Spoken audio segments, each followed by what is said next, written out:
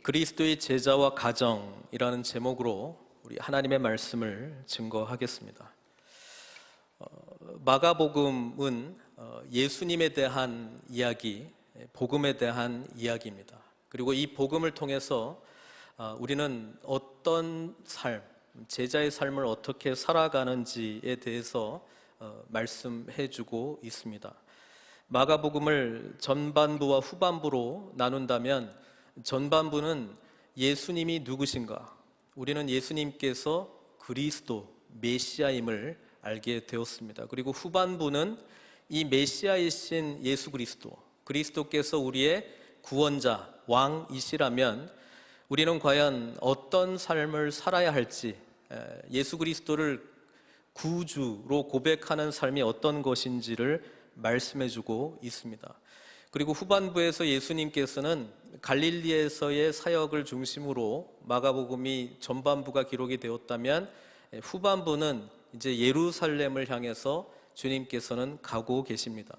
제자들에게 이미 주님께서 오신 목적과 이유는 섬김을 받기 위해서가 아니라 섬기려 하는 것이다 라고 말씀하셨고, 그 섬김의 클라이막스는 십자가에서의 죽음, 그리고 3일 후에 부활하실 것, 그리고 그것을 통해서 저와 여러분들이 복음으로 말미암아 새로운 하나님 나라의 공동체가 되는 것, 구원받은 부활 생명을 누리는 삶을 살게 된다라고 하는 것이 주님께서 이 땅 가운데 오신 가장 중요한, 우리 한 사람 한 사람을 섬기기 위한 목적임을 말씀해 주셨습니다. 그런데 이제 얼마 있으면 십자가에서 여러 번 말씀하신 그 죽으심, 우리의 죄를 위한 대속적 죽으심을 위해서 가고 계신 주님께서 오늘 본문의 말씀을 보면은 이 결혼 생활, 그것도 이혼에 관한 이야기를 지금 하고 있거든요. 이것이 주님께서 여러 가지 많은 것들을 가르쳤을 것입니다만은 마가가 생각하기에, 또 다른 복음서 기자들이 생각하기에 이것이 기록될 만큼 중요한 이유는 무엇일까? 우리는 그것을 좀 생각해 볼 필요가 있습니다. 만약에 전반부에서 예수님께서 이런 이야기를 하셨다 그러면 이 신앙생활이라고 하는 것이 또 가정 안에서도 중요하기 때문에 우리가 부부관계라든지 아니면 자녀들과의 관계, 어떻게 하나님의 백성으로서 살아가는가, 그 이야기를 좀 설명했으면 좋을 것 같은데, 이제 곧 예루살렘 가시거든요. 이제 십자가이 끝나면 바로 예루살렘 입성하시거든요. 바로 그 중요한 이 사건 중에서 굳이 이것을 이야기할 필요는 있었을까? 사실 그 부분에 대해서 질문을 갖게 됩니다. 그러나 우리가 예수 그리스도를 구주로 믿고 살아가는 제자의 삶을 살아갈 때 너무나도 중요한 주제이기 때문에 주님께서 말씀하셨고, 또 이것이 저와 여러분들에게 하나님의 말씀으로 주어졌습니다. 10장 1절에 보면 예수께서 거기서 떠나 유대 지경과 요단강 건너편으로 가시니 무리가 다시 모여들거늘 예수께서 다시 전례대로 가르치시더니. 이때까지 마가복음의 전반부는 가르치시는 내용보다는 치유하시고 귀신 쫓아내는 거, 이게 중요했거든요. 마가복음은 어느 복음서에 비해서 이 놀라운 예수님의 기적 사건들이 많이 기록되어 있는 복음서입니다. 그리고 그 기적 중에서도 치유, 병치유, 그리고 귀신을 쫓아내는 일들이 많이 기록이 되어 있는데, 후반부로 가서는 예수님께서 가르치시는 거에 유독 집중하고 있습니다. 그것도 제자들에게 특별히 많은 것을 가르쳐주고 있고, 그 가르침의 핵심은 제자들은 계속 못 받아들이고 있는데 십자가에서의 죽으심과 부활입니다. 사랑하는 성도 여러분, 우리 신앙생활이라고 하는 것이 예수님께서 저와 여러분들을 위해서 죽으시고 부활하셨다라고 하는 그 의미의 풍성함을 깨닫고 누리는 것입니다. 우리가 지적으로 머리로 이것을 다 이해한다고 할지언정 그 풍성함이 어떤 것인지는 예수님께서 진정 우리의 구세주 그리고 왕이 되실 때에 누릴 수 있는 풍성함입니다. 그래서 예수님은 이 십자가를 향해서 갈수록 제자들에게는 십자가에서의 죽으심과 부활에 대해서 유독 강조하고 있는 것을 우리가 생각해 보면서 오늘 본문의 말씀을 보면 좋을 것 같습니다. 예수님께서는 이미 인기인이기 때문에, 연예인이기 때문에 그냥 수많은 사람들이 가는 곳곳마다 모여듭니다. 이럴 때 예수님은 마가복음의 기록은 치유하셨다, 귀신 쫓아냈다 이런 이야기 안 하고 전례대로 가르치시는 것에 집중하고 있습니다. 예수님의 가르침을 받는 사람들은 1차적으로는 제자들이고요. 그 다음에 예수님을 메시아라고 고백하는, 물론 예수님께서 말씀하신 그 메시아, 그 왕의 진정한 의미를 모르지만, 제자들도 모르지만 어쨌든 주님께 이 삶에 대한 갈급함, 답답함, 이게 인생이 아니지 않느냐, 뭔가 우리 이것보다는 좀 더 좋은 삶이 있지 않는가, 그거에 대한 질문을 가지고 주님께 찾아왔던 사람들은 뭔가 이 답답함, 뭔가 이 삶에 대한 굶주림, 뭔가 해결받지 못하는 것을 예수님으로부터 듣기를 원했습니다. 그런데 그런 사람들만 있는 것은 아니었죠. 계속 끈질기게, 집요하게 틀렸다고, 가짜라고, 우리가 진짜라고 내세우기 위한 종교 지도자들도 예수님을 계속해서 그냥 뭐라도 이제 잡으려고, 꼬투리 잡으려고 하는 매의 눈을 가지고 쫓아왔던 사람들이 있습니다. 그 무리들 중에 오늘 2절에 보니까 바리새인들이 있죠. 바리새인들은 율법에 대해서 정통한 사람들입니다. 율법이 무엇이냐라고 묻는다면 타의 추정을 불허하는 지식이 있었습니다. 종교적 모습도 어떤 다른 집단에 비해서 가장 엄격하게 스스로 이미 뻔히 나와 있는 해석에 해석을 더해서 엄격하게 지키고 있었던 사람들이 이 바리새인들입니다. 그런데 이들이 예수님께 나와서 질문을 하나 하거든요. 그 질문이 뭐냐 하면은 이겁니다. 사람이 아내를 버리는 것이 옳으니까. 그리고 이것이 예수님을 시험하기 위한 질문이라고 2절은 기록하고 있습니다. 이 질문이 왜 시험거리일까? 예수님은 질문으로 이 질문을 받아치거든요. 뭐라고 말씀하시냐면 모세가 어떻게 너희에게 명하였느냐. 그러니까 대답하잖아요. 모세는 이혼 증서를 써주어 버리기를 허락하였나이다. 그러면 보면은 되게 재밌잖아요. 아니 답을 뻔히 알고 있는데 왜 가져왔지? 그렇죠? 알고 있잖아요. 율법에 그렇게 기록돼 있으니까 이혼 증서 써주고 이혼하면 되는 것 아니냐 이렇게 생각할 수 있는데 이들은 뭘 기대했던 거예요? 예수님이 뭐라고 대답하는가를 기대하고 있었던 것이죠. 그리고 이것이 예수님한테 시험거리였다라고 이야기를 하고 있습니다. 이게 왜 시험거리였을까? 우리는 그때 당시에 문화를 좀 이해할 필요가 있는데요. 성경에 맞습니다. 이 바리새인들이 말한 대로 모세는 이혼 증서를 써주어 버리기를 허락하였다라고 하는 내용이 분명히 있습니다. 어디 있냐면 신명기 24장 1절부터 4절까지 있습니다. 제가 그 앞부분만 좀 읽어볼게요. 사람이 아내를 맞이하여 데려온 후에 그에게 수치되는 일이 있음을 발견하고 그를 기뻐하지 아니하면 이혼 증서를 써서 그의 손에 주고 그를 자기 집에서 내보낼 것이요. 그렇게 이야기를 하고 있습니다. 그러니까 신명기는 모세가 썼잖아요. 그러니까 모세가 그런 이야기를 했다라고 우리는 알 수 있습니다. 근데 이게 왜 시험거리냐? 당시 대에는 이혼이 굉장히 자유롭게 이루어지고 있었습니다. 이 말씀 때문에도 이루어졌는데 문제는 뭐냐면 율법의 이 말씀을 항상 해석을 하지 않으면 우리가 이 말씀이 도대체 무슨 의미를 하고 있는지는 잘 알 수 없지 않습니까? 그래서 힐렐 학파는 이 말씀 있잖아요. 그에게 수치되는 일이 있음을 발견하고, 그러면 수치되는 일이 무엇입니까? 누군가는 설명해야 될 거 아니에요. 그러니까 힐렐은 이렇게 설명을 했습니다. 그냥 남편이 보기에 뭐든지 다 합니다. 남편이 보기에 그냥 내 기분에 이거는 수치스러운 일이야.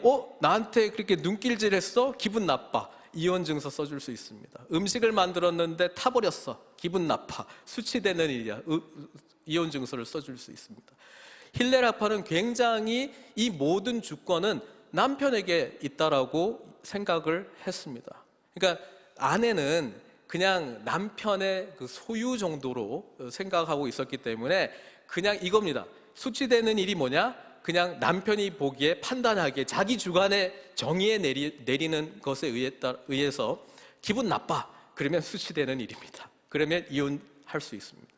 반면에 샴마이 학파는 굉장히 엄격하게 이것을 해석했습니다. 그건 뭐냐면 부도덕한 일을 했으면, 윤리적으로 용납되지 못하는 일을 범했을 경우에만 수치되는 일이다, 거기에 한정된다라고 생각하고 그 경우에만 이혼할 수 있다, 이렇게 했습니다.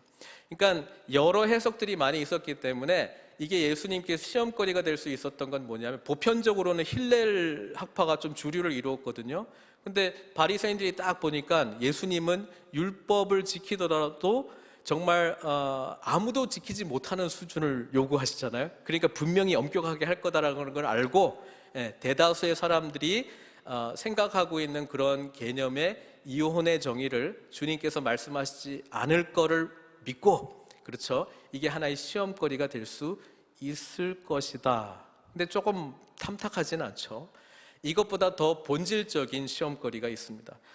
마가복음 10장 1절은 예수님이 어디에서 가르치셨고 바리새인들이 어디에서 지금 이 질문을 했느냐를 말씀해 주고 있는데, 1절에 보면은 예수께서 거기서 떠나 유대 지경과 요단강 건너편으로 가셨다, 이렇게 돼 있거든요. 이 요단강 건너편이 어디냐면은 베레아 지역입니다. 이 베레아 지역과 갈릴리를 통치하는 분봉왕이 있었는데 그 사람이 누구냐면 헤롯입니다. 성경에는 헤롯으로밖에 안 나와 있는데 헤롯의 여러 아들 중에서 둘째 아들입니다. 둘째 아들. 그래서 헤롯 안디바가 더 정확합니다. 이 헤롯 안디바에 대해서 베레아 지역을 통치하고 있는 이 헤롯 안디바에 대해서 우리가 이미 마가복음을 통해서 알고 있는 사건이 있는데, 그게 뭐냐? 마가복음 6장 17절 18절 한번 볼게요. 자, 전에 헤롯, 이 베레아를 통치하던 분봉왕 헤롯 안디바가 자기가 동생 빌립의 아내 헤로디아에게 장가든 고로 이 여자를 위하여 사람을 보내어 요한을 잡아 옥에 가두었으니, 여러분 이거 기억나시죠? 헤롯 안디바가 자기 동생 빌립의 아내 헤로디아를 뺏어왔어요. 그거 하려면 이혼시켜야 되는 것이죠. 그리고 자신도 부인이 있었는데 이혼했어요. 그리고 새로 부인을 맞이했다, 이 말입니다. 그렇죠? 이거에 대해서 누가 쓴소리를 했습니까? 세례 요한. 세례 요한이 쓴소리를 해가지고 누가 감옥에 잡아넣게 했어요? 헤로디아가 헤롯을 영향력 미쳐가지고 이래 감옥에 넣었습니다. 그리고 마가복음 6장에 우리 내용 알고 있잖아요. 헤롯의 생일날 헤로디아가 자기 딸 살로메 춤추게 해가지고 헤롯이 그냥 눈이 뿅 가가지고, 그렇죠? 네가 원하는 대로 내가 해주겠다, 이 나라의 절반이라도 주겠다. 뭘 원하느냐? 어머니 헤로디아가 살로메에게 뭐라고 말했어요? 세례 요한의 머리를 쟁반에 딱 올려가지고 달라. 그래가지고 세례 요한을 죽였지 않습니까? 이게 오히려 더 본질적인 시험거리였습니다. 예수님께서 분명히 이혼 반대할 거라고 바리새인들이 생각했을 거예요. 이거는 안 된다라고 이야기할 걸 알고 있었습니다. 그리고 그 이야기를 함과 동시에 누구로부터 공격 1호 대상이 되겠습니까? 헤롯으로부터. 그리고 예수님은 어떻게 될 가능성이 높을까요? 세례 요한이 갔던 길을 갈 가능성이 많이 있겠죠. 이게 이들에게 시험거리였습니다. 왜냐하면 우리가 마가복음 읽으면서 바리새인들하고 헤롯 땅이 한패가 된 기록이 있습니다. 그죠? 그들이 한 마음이 되어서 예수님을 죽이기로 결의했습니다. 그래서 베레아 지역에 왔어? 잘 됐다. 우리가 랍비인 예수님한테 찾아가는 척 하면서 시험거리로 이 질문 던질게. 그러면 그 대답 여하에 따라서 이렇게 대답하든 저렇게 대답하든 어차피 예수님은 대다수의 지지를 받기에는 힘들 거야. 그러니까 우리가 알고 있는 바로는 예수님은 분명히 이 이혼에 대해서 반대하는 말씀을 할 것 같은데 헤롯에게 굉장히 걸림돌이 되어서 그 부인 헤로디아를 통해서라도 예수님에게 죽이는 것까지 가는 그런 이제 계획을 짜고 있었다라고 하는 것입니다. 근데 예수님은 그것을 다 알고 계셨겠죠. 늘 아시면서도 대답하시죠. 대답하시는 이유는 이것을 통해서 뭐라도 가르치시기를 원하셨다라고 하는 것입니다. 예수님은 어떻게 이야기하냐면은 모세가 어떻게 너에게 명하였느냐 질문하니까 바리새인들이 신명기 24장을 근거로 해서 모세는 이혼 증서를 써주어 버리기를 허락하였나이다. 근데 예수님이 이 말씀에 대해서 해석을 하시죠. 그게 뭐냐면 예수께서 그들에게 이르시되 5절 너희 마음이 완악함으로 말미암아 이 명령을 기록하였거니와 창조 때로부터 사람을 남자와 여자로 지으셨으니 이러므로 사람이 그 부모를 떠나서 그 둘이 한 몸이 될지니라. 이게 창세기에 기록되어 있는 내용이잖아요. 예수님은 모세가 너희들에게 이렇게 명한 것은 이렇게 지켜나가는 삶이 하나님 앞에서의 의로움이라기보다도 이 죄가 더 퍼지지 못하도록 이 죄를 최소화시키기 위한 방편으로서 이혼 증서를 써주라고 이야기를 한 것이지, 하나님이 본래 원하는 남자와 여자의 관계는, 부부의 관계는 뭐예요? 둘이 한 몸이 되는 것이고 이것이 하나님께서 맺어주셨다라고 하는 분명한 고백으로 살아가는 것이다 라고 말씀해주고 있는 것입니다. 하나님이 원래 우리 인간을 창조하신 목적, 여러분 이 결혼제도라고 하는 것은 인간이 타락하기 이전에 하나님께서 우리 인류에게 주신 유일한 제도입니다. 타락 이후에 주신 제도가 아니고 타락 전에 주신 제도입니다. 그래서 예수님은 오히려 이 이혼이 되냐 안 되냐, 뭐 어느 경우에 되냐 안 되냐 이런 그런 논쟁거리에 휘말리지 않고요, 하나님께서 우리를 창조하신 본래의 창조의 섭리를 말씀해 주시고 주님께서 가시는 십자가의 죽으심과 부활이 뭐예요? 이 창조의 원래의 이 인간다움을 회복하는 것이다라고 하는 것을 알려주시는 것으로 지금 이 가르침을 받으셔야 됩니다. 만약에 그렇게 받지 않는다면 예수 그리스도께서 우리를 위하여 십자가에서 죽으시고 부활하심으로 말미암아 우리가 그리스도 안에서 새로운 피조물이 된 것이다, 새롭게 재창조된 것이다, 그래서 하나님의 원래의 창조의 계획대로 회복되어 가는 것이다 라고 하는 이해 속에서 이 본문을 보지 못하면, 이 본문 표면적으로는요, 예수님 이혼 반대했네, 오늘 뭐 이혼하시고 이런 분들은 그냥 막 정죄의 대상이 되는 것이고 뭐 그런 이야기로 지금 예수님 하시는 건가요? 나중에 보면 뭐라고 이야기해요? 11절 12절 누구든지 그 아내를 버리고 다른 데에 장가드는 자는 본처에게 간음을 행하며 또 아내가 남편을 버리고 다른 데로 시집가면 간음을 행함이니라. 뭐 그런 겁니까? 아니죠. 이 간음에 대한 정의도 주님께서는 산상수훈해 남자가 여자를 보고 음욕을 품은 자는 간음을 행한 것이고 간음 행한 자는 구약의 율법대로라면 다 돌로 쳐 죽여야 되는 것이거든요. 지금 여기서는 보다 근본적인 것을 말씀해주고 있습니다. 우리가 원래 창조된 이유, 하나님께서 남자와 여자를 창조하신 본래의 창조의 이유, 예수님께서 저와 여러분들을 위해서 죽으시고 부활하신 것은 바로 이것을 회복함이다 라고 하는 것을 말씀해주고 있습니다. 여러분, 우리 에베소서에 보면은 에베소서 우리가 한번 말씀으로 주일 강단 말씀으로 한번 쫙 본 적이 있잖아요. 1장에 보면 하늘에 속한 신령한 모든 복이 무엇인지를 알게 되었고요, 2장을 보면 복음이 무엇인가를 알게 되고, 3장을 통해서 사도 바울은 우리에게 이 복음 가운데 서기를 위한 간절한 기도가 기록이 되어 있고, 4장, 5장, 6장은 복음 가운데 서는 자들이 이제 어떤 삶을 살아야 될지를 말씀해주고 있잖아요. 근데 5장에 남편과 아내들에 관한 내용이 기록되어 있습니다. 그때 사도 바울은 에베소서를 통해서 뭐라고 말씀하고 있냐면 5장 22절 아내들이여 자기 남편에게 복종하기를 주께 하듯 하라. 아내들에게 한 말씀이지만 남편들이 제일 좋아하는 말씀이죠.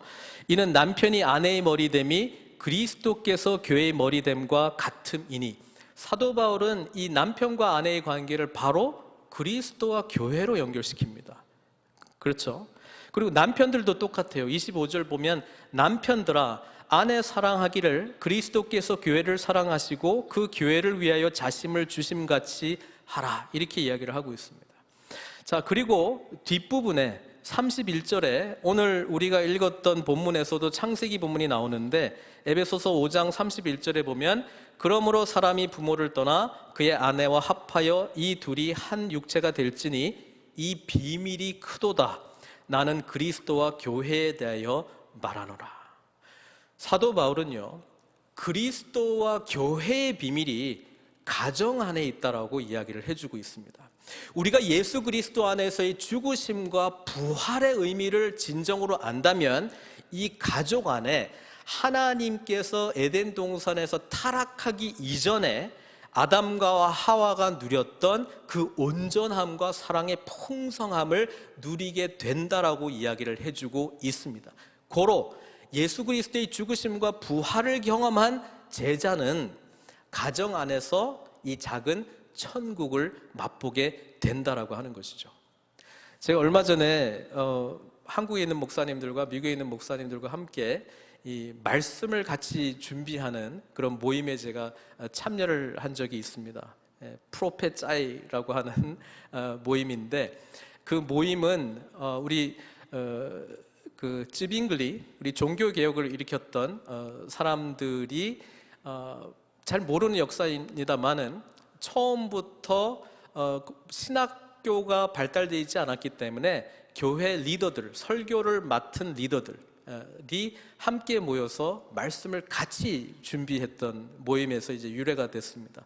그 모임의 주제가 가정이라고 하는 주제를 저희가 말씀 본문을 통해서 함께 나누고 인사이트 나눠주고 각 교회에 적용한다면 어떻게 해야 될지 뭐 이런 이야기를 나눴는데, 첫 번째 본문으로 선정되어 있었던 내용이 창세기 3장이었거든요. 5편의 이제 설교를 이제 준비를 하는데 언젠가는 한번 하면 좋을 것 같습니다. 첫 번째가 가정의 시작이었는데 그 인도하시는 목사님께서 본문을 창세기 3장으로 잡았어요. 창세기 3장. 보통 가정의 시작, 우리가 방금 읽었던 본문 있잖아요. 이러므로 사람이 그 부모를 떠나서 그 둘이 한 몸이 될지니 이제는 둘이 아니요 한 몸이다. 뭐 이 말씀이 이제 창세기 본문인데 2장이거든요. 2장. 아담과 하와를 창조하고 그들이 이제 하나가 되었다라고 하는 그 내용은 2장이거든요. 근데 가정의 시작을 3장 본문을 선택했습니다. 3장 본문은 뭐예요? 아담과 하와가 범죄하는 본문이거든요. 그래서 일단은 그 본문을 왜 선정을 했을까부터 이제 논의가 시작이 됐는데, 생각해 보니까 맞는 것 같아요. 왜냐하면 우리가 남자와 여자로 만나서 가정을 이룰 때에 완전히 회복된 형상으로 만나는 것이 아니고 이미 죄가 들어와서 타락된 세상 가운데서 만나는 만남이잖아요. 근데 그 만나고 결혼할 때는 이 환상에 씌어 있어가지고 모든 것이 그냥 핑크빛 같이 보이고 뭐 이런 거잖아요. 근데 이제 살아가면서 이게 아니구나 이런 걸 좀 깨닫기도 하는데, 그래, 가정의 시작은 타락한 우리들의 관계 속에서 시작되는 게 맞구나. 그렇죠? 그리고 복음 안에서 새롭게 재창조된 우리의 모습을 주님 안에서 소망하면서 계속 풍성하게 만들어 가야 되는 것이구나. 그런 이제 관점으로 이제 말씀을 우리가 함께 풀어갔던 이야기가 좀 기억이 납니다. 그런데 그 가정이라고 하는 것이 사도 바울은 그리스도와 교회의 관계로 지금 연결시키고 있거든요. 그래서 이렇게 좀 정리를 하면 좋을 것 같아요. 여러분, 가정이 풍성해지기 위해서 예수님을 믿는 것이 필요합니까? 예수 그리스도를 풍성하게 믿기 위해서 가정이 필요한 것입니까? 사도 바울의 논리로 따지면요, 부부 관계든 부모와 자녀의 관계든 그것을 통해서 그리스도와 교회의 관계를 보라고 말씀해주고 있거든요. 혹시 그 관점으로 우리의 부부 관계든지 또 자녀들의 관계를 보고 있지는 않습니까? 오늘 말씀은 그 이야기를 해주고 있습니다.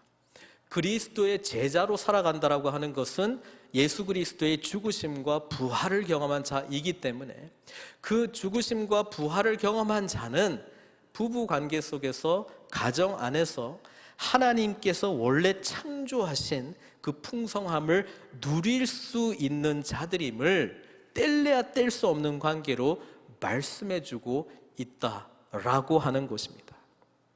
성경은 예수 그리스도의 구주 되심이 분명히 고백될 때에 부부 관계에서도 하나됨이 온전히 이루어질 수 있다 말씀해주고 있습니다. 왜 그럴까요? 에베소서의 본문을 우리가 다시 돌아가서요, 아내들이여 자기 남편에게 복종하기를 주께 하듯 하라 라고 하는 이 말씀에 주께 하듯을 잘 이해를 못해요. 죽으심과 부활을 경험을 못했어요. 그리고 앞에 아내들이여 자기 남편에게 복종하라 라고 하는 것이 보이기 시작하면 누구를 위한 복종이 되어야 될까요? 남편 입장에서는요, 자기를 위한 복종이 되어야 됩니다. 자기가 정의 내린 복종의 정의 안에서 아내에게 그것을 기대하기 시작합니다. 그런데 예수 그리스도의 죽으심과 부활을 경험한 자는 십자가가 뭐예요? 자기 부인이잖아요. 자기를 내려놓고 그리스도가 왕이 되시는 것이잖아요.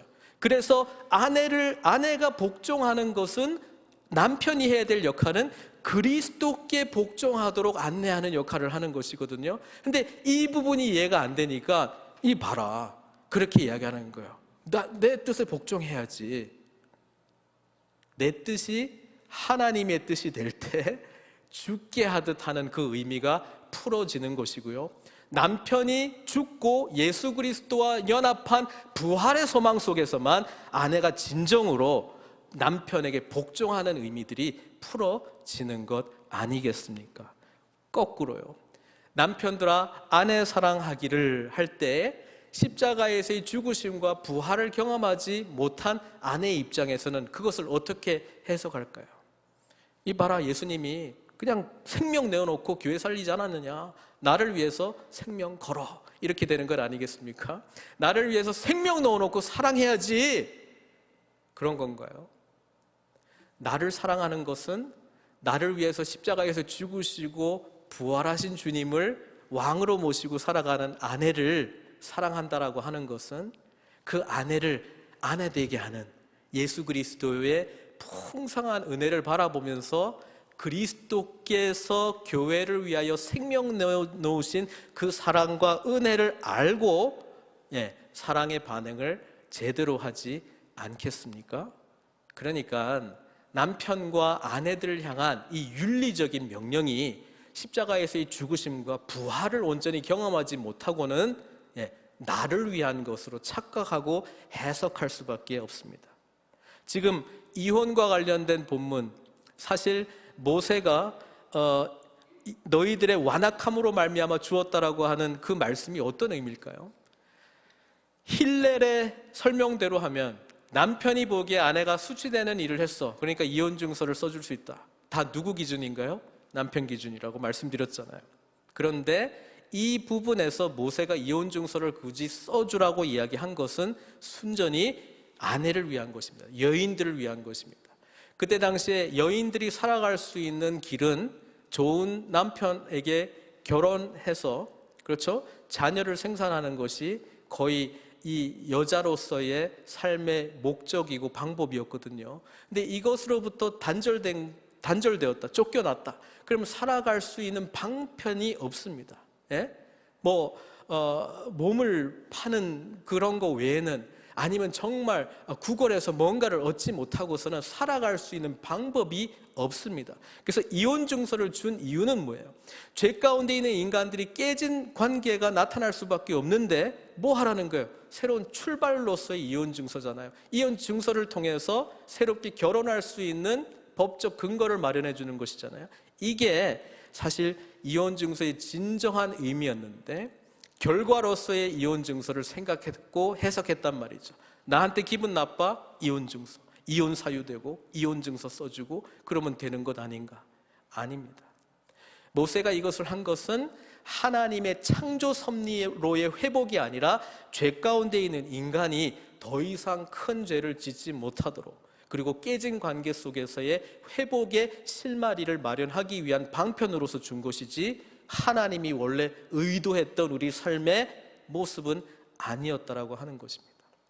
사랑하는 성도 여러분, 오직 예수 그리스도의 은혜 안에서만 이런 완전한 회복이 이루어진다라고 생각해 본다면, 사실 예수 그리스도를 구주로 진정 고백하지 못한 저와 여러분들은 이미 영적으로 간음을 한 사람들이고, 영적으로 우리의 참 신랑 되신 주님과 떨어질 수밖에 없는 타락한 신부였다라고 하는 것이죠.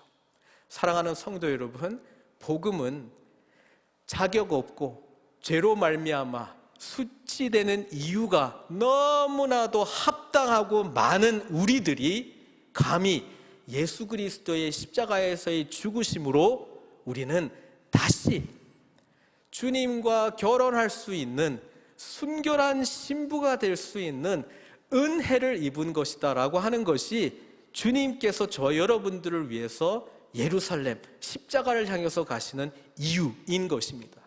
우리가 순결하기 때문에 주님의 신부가 된 것이 아니고요, 우리는 타락했고 죄 가운데 있었기 때문에 주님께서 우리를 긍휼히 여겨주셨기 때문에, 우리를 살려주셨기 때문에 순결한 신부가 된 것을 성경은 증언하고 있습니다. 그렇다면 주님께서 이 말씀을 하실 때 우리는 아무런 자격 없는 자들인데 오직 예수 그리스도의 보혈의 은혜로 우리는 순결한 신부 된 교회가 되었다, 이 말입니다. 그 의미를 진정으로 아는 자는 하나님의 복음을 누리는 것이 하나님의 새로운 가족이 되는 것임을 알게 될 것이고요, 순결한 신부로서 살아가기 위하여 늘 자격 없었는데 자격 주신 주님께 대한 감사와 사랑과 은혜에 대한 반응으로 살아가지 않겠습니까? 이런 자에게 어찌 다른 사람을 판단할 수 있는 눈이 보이겠습니까?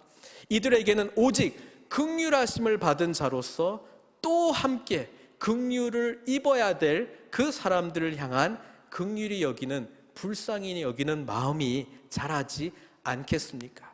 자격 없는 나를 순결한 신부로 삼아주시고, 게다가 영광스러운 하나님의 교회로 삼아주시고, 마지막 주님 재림하실 때에 순결한 신부가 되어서 영원히 주님과 함께 동행할 것을 바라는 그 은혜를 우리에게 주신 분이 주님이시라면 우리는 어찌 감격하지 않을 수 있겠습니까? 뒤의 내용도 마찬가지죠. 바로 이 이야기 끝에 우리 주님께서는 어린아이들이 예수님께 막 찾아오는데 제자들이 못 오게 한단 말이죠. 그때 당시에 어린아이들은 숫자에도 들지 않는, 인정받지 못한 그런 연약한 자들이었다라고 하는 것입니다. 예수님께서는 화를 내셨습니다. 온유하신 우리 주님께서 화를 내시는 장면이 몇 군데 있는데요, 여기 한번 등장합니다. 어린 아이들이 내게 오는 것을 용납하고 금하지 말라. 제자들은 여전히 깨달음이 없습니다. 십자가에서의 죽으심과 부활을 아직 경험하지 못했기 때문에 주님의 마음을 알지 못하는 것입니다. 주님께서 예루살렘을 향해서 가시는 이유는 저와 여러분들의 죄를 위해서 죽기까지 사랑하시기 위함인데, 자격 없는 어린아이와 같은 우리, 세상이 무시하는 우리와 같은 자들을 껴안으시고 친히 안수하시고 축복하시기 위함인데, 제자들은 전혀 깨달음 없이 이런 애들은 주님께 안 돼, 우리는 급한 용무가 있어, 이런 사람들은 주님께 갈 수 있어. 그런 사람들이 누구예요? 자기들이고 자기들이 보기에 이 사람은 되고 안 되고. 우리는 여기서는 어린아이들을 주님께서 안으시고 축복하셨잖아요. 우리는 그냥 어린아이가 아니고요, 하나님의 자녀된 아이들입니다. 예수 그리스도의 은혜로 그냥 구원만 해주셔서 감사한데, 구원해 주셨을 뿐 아니라 자녀로 삼아 주셨어요. 자녀로만 삼아 주셔서 감사한데 주님과 함께 하늘에 앉히셨어요. 그것만 해도 감사한데 주님의 재림과 함께 완성될 하나님의 나라에 다스림 아래에서 쓰임받을 수 있는 사명자들로, 소명을 받은 자들로 우리 한 사람 한 사람을 불러주시고 안아주시고 축복해 주신 분이 우리 주님이시다, 이 말입니다. 사랑하는 성도 여러분, 주님께서 십자가에 가신 이유는 자격 없는, 수치심이 너무나 많은 죄투성인 우리들을 위하여 죽으셔서 순결한 신부, 신랑 되신 주님을 맞이하기 위한 순결한 신부가 되기 위함이며, 예수님께 나아갈 수 없는, 자격이 전혀 없는 어린 아이와 같은 자들에게 조차 자격을 주시고 친히 안아주시고 안수해 주시고 축복해 주셔서 그냥 어린 아이가 아니라 하나님의 자녀로, 예수님과 함께 하늘에 앉힌 왕 같은 제사장으로, 그리고 하나님 나라의 사명을 감당하는 동력자들로 저와 여러분들을 삼아 주신 것이 바로 주님께서 예루살렘을 향해서 가시는 이유인 것입니다. 사랑하는 성도 여러분, 그분이 우리 주님이십니다. 그분이 우리 주님이시라면 그리스도의 왕 되심을 우리의 가정 안에서, 자녀들과의 관계 속에서, 그리고 확장된 하나님의 가족, 교회 공동체 안에서 누리시기를 주님의 이름으로 축원드립니다. 주님께서는 사역 중에 어머니와 형제들과 누이들이 찾아왔을 때에 밖에 당신의 어머니와 형제들과 누이들이 있습니다. 그렇게 이야기를 하니까 우리 주님께서 뭐라고 말씀하셨습니까? 누가 내 형제요, 자매요, 어머니냐? 하나님의 뜻대로 행하는 자가 네 형제요, 자매요, 어머니니라. 하나님의 가족이 된다라고 하는 것은 예수 그리스도의 구속의 은혜, 죽으심과 부활을 경험한 자가 감격함으로, 감사함으로 하나님의 뜻대로 순종하는 진정한 제자라고 하는 것이고요. 이 제자의 삶은 작게는 가족 공동체, 혈육의 그런 공동체뿐 아니라 영적 공동체인 교회, 그리스도의 몸된 영적 공동체인 교회를 통하여 우리는 하나님 앞에 아름다운 그리스도의 형상이 회복되어 영광 돌리는 삶을 살게 될 줄 믿습니다. 이 소망으로 오늘도 승리하시는 저와 여러분들 되시기를 주님의 이름으로 축원드립니다. 이 시간 같이 기도했으면 좋겠습니다. 주님께서는 한 가지 생각하시면서 이 땅 가운데 오셨습니다. 십자가에서의 죽으심과 부활입니다. 그것을 통해서 우리 영적으로 가늠한 자들이 순결한 신부가 될 수 있습니다. 이 세상 가운데 무시당했던 우리, 하나님 나라에 영원히 들어갈 수 없었던 저희들이 예수 그리스도의 은혜 안에서 하나님의 자녀가 될 수 있습니다. 그런데 오늘 본문 보니까 십자가도 모르고 부활도 모르고 성경 지식으로만 가득 차 있고 종교적인 행위를 통해서 스스로 잘하고 있다라고 착각하고 있었던 바리새인들은 이 예수님이 싫은 거예요. 이 예수님이 싫은 거예요. 자격 없는 자에게 의를 줘? 자격 없는 자에게 은혜를 베풀어? 그럼 내가 한 건 뭐야? 사랑하는 성도 여러분, 우리 한 가지 분명히 합시다. 십자가에서의 죽으심과 부활 없이는 그리스도의 풍성한 삶을 살아낼 수 없습니다. 오늘 저와 여러분들을 순결한 신부로, 왕 같은 제사장, 하나님의 자녀로 삼아주신 우리 주님께 이 어린아이들처럼 달려가지 않겠습니까? 사랑하는 우리 주님을 향하여 사랑하는 아내가 남편을 맞이하기 위하여 달려가지 않겠습니까? 그리고 그분 품에 안겨 우리를 친히 안수하시고 존귀케 하시는 그 은혜 가운데 함께 나아가시지 않겠습니까? 시간 같이 기도했으면 좋겠습니다. 주님, 우리가 원래 영적으로 가늠한 자들이었습니다. 주님 앞에서 수치되는 삶을 살았던 자들이었습니다. 근데 우리가 무엇이 간데 우리를 위하여 생명 내어주시고 우리를 하나님의 아들 예수 그리스도의 순결한 신부로 삼아주셨습니까? 자격 없는 우리들, 하나님 앞에 감히 나아갈 수 없는 우리들을 주님께서 축복하셔서 달려오라고 달려가는 자들을 주님께서 친히 안아주시고 축복하시고 안수하시는 그 은혜, 어찌 우리에게 베풀어 주셨습니까? 어찌 우리를 그렇게 사랑해 주셨습니까? 주님과 함께 십자가에서 죽고 부활하심으로 말미암아 순결한 신부로 주님의 자녀로 살아가는 저희들 될 수 있도록 은혜 베풀어 주시고 주님 가시는 그 길 진정한 제자 되어 우리 또한 그 길 가도록 성령님 도와주시옵소서. 세상의 여러 가지 많은 일들 가운데 우리를 불러주시고 구원해 주시고 예배의 자리로 불러주시고 주님과 함께 하늘에 앉혀주시고 이 세상 주님 나라 위한 소망을 주신 주님을 찬양합니다. 여전히 고통 가운데 있는 자들, 헤매고 있는 자들, 갈급해하는 자들에게 우리를 먼저 만져주시고 안아주시고 축복해 주신 주님의 은혜를 증거하며 그들 동안 순결한 신부된 교회, 하나님의 가족이 된 교회로 이끄는 사명자로 살아갈 수 있도록 은총 베풀어 주시옵소서. 예수님의 귀하신 이름으로 기도드리옵나이다.